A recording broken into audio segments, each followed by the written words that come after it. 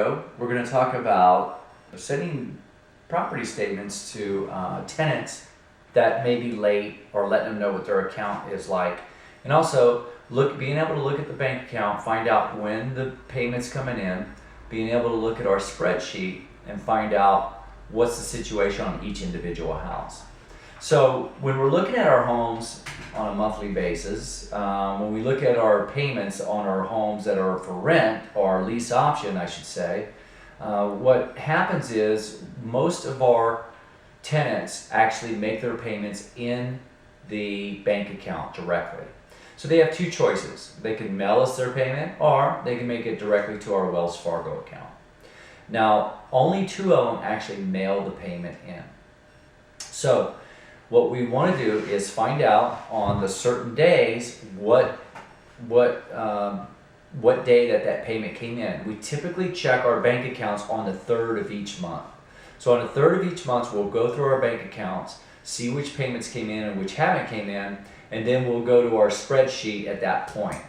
So in our spreadsheet, we'll take, at the bottom of our spreadsheet, it shows us each and every house that we have all the information on. As you can see, we have Freeman Rear, 38th Street, and so on. So let's just take, for an example, let's take Freeman. When we look at Freeman, we can see exactly what type of payment they make, when they have a lost rent is due, and if they have utilities or not that are being paid on the house. So our payments are based on the market rate amount, and also our tenants get a discount when they make the payment on time. Typically, we like to make our discounts on the 25th of the month. So if the tenant makes the payments on the 25th of the month, our average discount's about $50. It does work a little bit differently, and you will see in the spreadsheet exactly what the situation is on each individual house. So we like to set them up on the 25th, but that doesn't always work out for everyone. So sometimes people might say, hey, look, I can't make my payment on the 25th. I mean, what if we did it for the 1st? So some people, actually, their discount will work out from the 1st, and then we will have a late payment maybe on the 3rd. So if it doesn't come in on time. So, but again, the way we find that out is by looking at our spreadsheet. So let's take a look. So when we look at our spreadsheet on Freeman, for example, we can see, first of all, we have Justin Manning. And by the way, this is unit number 1. There is 2 units on Freeman. This is unit number 1. Justin Manning is the tenant. The bank account at Easy Home Buyers. And the payment due is on the 1st. So this is not one that was due on the 25th. We actually started out on the 25th with this gentleman, and he called and asked us if we could change that. So we did an addendum to the contract, and we made it on the 1st of each month. His payment amount is $600, and he gets a $50 discount, as you can see right here, when he makes that payment on the 1st. He also has a utility payment of $175. It's broken down over here as electric, water, and gas. This rent includes $30 for pet fees. He has 2 pets, which counts as $15 a month per pet. So the way this one reads is that if he makes his payment on time, he gets a payment of $550 a month. He also has a term that's due now, March 31st. If he doesn't make his payment on the 1st, we didn't really adjust that to any further than that. He has a $5 per day additional rent payment after the 1st. So he really has to make his payment on the 1st in order not to have a late payment. Now, will we be flexible with him because we didn't adjust it properly? Probably so. So obviously a lot of these things we are flexible on. Now when we move over to this side of the ledger, you can see that the payments made out is to Parvis Jasani each month, and then there's a payment that goes to Westar. Westar is a servicing company that we actually make a payment to. This is an owner carry house, but it's done through a servicing company that services the payment. So we make a payment to Parvis Jasani, which he holds some money in a second lien position on this house, and to the owner Carey, who his name is actually Billy Starr, And ironically, the service company is called Westar. So we make a payment of $369 and a payment of $103 each and every month on this house, and it's made by the 6th of each month. Okay? So that's how this home would work. Now each one of them has a little different situations in themselves. Now obviously this is a unit 2, so the payments that are going out are the same. It's a Westar payment, it's Parvis Giussani payment, it's on one property. But you can see this amount is different. So his full amount on this one is $415. He gets $50 off when he pays on time. His additional rent is $110, which is utilities, as you can see, and we have it broken down here. His late payment is on the 3rd as well. So his payment due date's on the 1st. It's late if it's after the 3rd. We could go down, I'll check out a couple of different ones. This is 38th Street. Now this is a rental property that has a $1,000 a month payment. It's $50 before the 5th, which is, you know, I grabbed 3 of them, and all 3 of them are kind of the weird ones. Their term is due in July 16th. We extended that addendum with these people on June of last year. We extended it. They mail their rent rather than deposit it at Wells Fargo, so we have that checked out. And we don't really do a statement of account on these people until after the 8th. So that's when we would do our statement of account. So let's take a look at Mormon.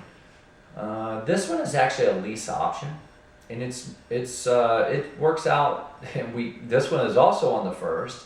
So this one is an interesting one because we worked out a deal with them. We had an introductory rate. The introductory rate is basically $790 till February of next year. And the way it works is they get $135 off when they pay on time. So their payment is actually $875. Wait a second.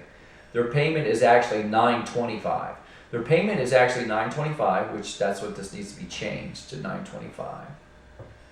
And it's due on the 1st. It's for 42. It's a 42-month term.